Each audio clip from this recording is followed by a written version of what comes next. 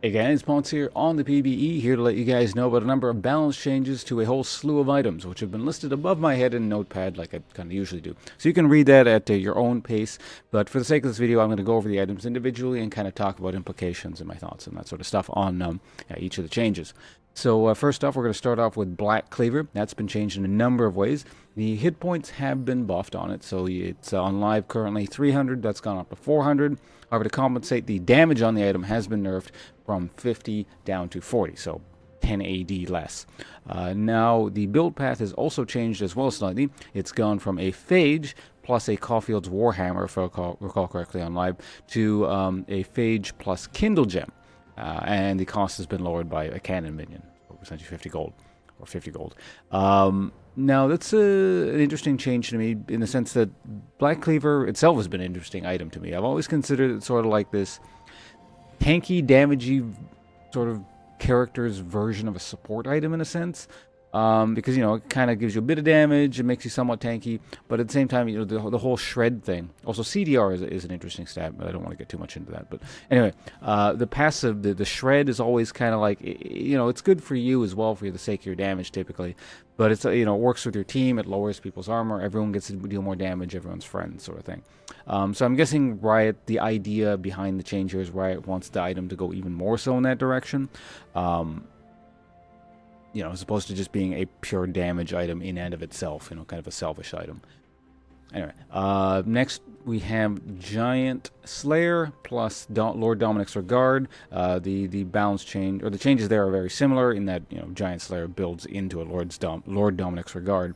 But what's happening there, it's kind of weird, but basically, currently on live, how it works is every 1%, or rather every 50 HP that an enemy has over you, you get 1%, capping at 500 HP, so 10% total. Now basically it's taking double the amount of HP for you to get that bonus, so it's every 100 HP as opposed to 50 that you have, or that the enemy has over you, you get 1%, capping at 1,000. So ultimately you still get the same amount, it just, the person has to have way more hit points compared to before. Lord Dominik's Regard has been changed in a... Please don't kick me out of the game. Father, the king. Lord Dominik's Regard has been changed in a similar capacity, except, of course, Dominik's Regard, it's hard to say fast, is... you know, given that the passive is just better, it's been changed in a similar way. So every 50 HP on live that the person has over you get 1.5%, capping at 15% at 500, is now gone from every 100 HP that the enemy has over you on the PvE, gets you an extra 1.5% damage, capping at 1,000 HP. Get it? No? If you don't, just look at the numbers there and you'll get it. Anyway, moving on. Last Whisper, that's also been changed. It's been turned into, by the looks of it, a much more like armor killer, very niche sort of specific item. The AD on it has been nerfed. That's gone down from 25 to 15. That's because it now builds out of a longsword plus 950 gold as opposed to pickaxe plus 450. However, the Last Whisper armor penetration thing, that's been increased from 30% to 45%. So right off the bat, right at this tier 1 item of... well, I guess it's tier 2 technically. But anyway, the upgraded Last Whisper thing, you automatically get the 45% armor penetration that you would normally only get with the fully upgraded version of Lord Dominik's Regard or Mortal Reminder.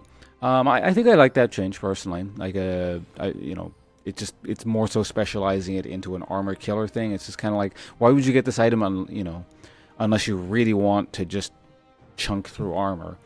So, and it always kind of felt weird to me that if you really wanted to do that, you had to go to the top tier version of the item, because the armor pen is the core of it, and like the top tier item, you just add extra crap onto it. Like, so. Anyway, I think I like that personally, but your mileage may vary on that. Next, let's go to Knight's Vow. This isn't like huge in terms of a change, but it's a change. It is a buff in a sense, because the base armor on it has been buffed. It's gone from 20 to 40, but the passive armor thing when you're near your partner, that's been lowered from 40 to 20. So the net effect of this is if you're off standing on your own, you get more armor, but if you're standing near your partner, like the armor that you get is the same. So a buff.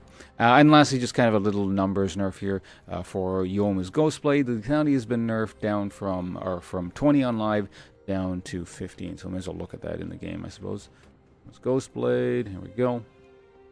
15. So yeah, Ghostblade just keeps getting shit on. You know, Ryan's just stomping it down because that item used to be really good, and it's just been receiving nothing but nerfs this season. I don't know if it needs to keep getting nerfed like this or not, but it has. So in any case, thanks for watching, guys. Those are the balance changes. Yeah, probably off the stream. A few hours today. I might have an hour to go. I got a Twitch Vancouver meetup thing to go to today, so I'm pretty busy. But anyway, that's not relevant to you guys, really.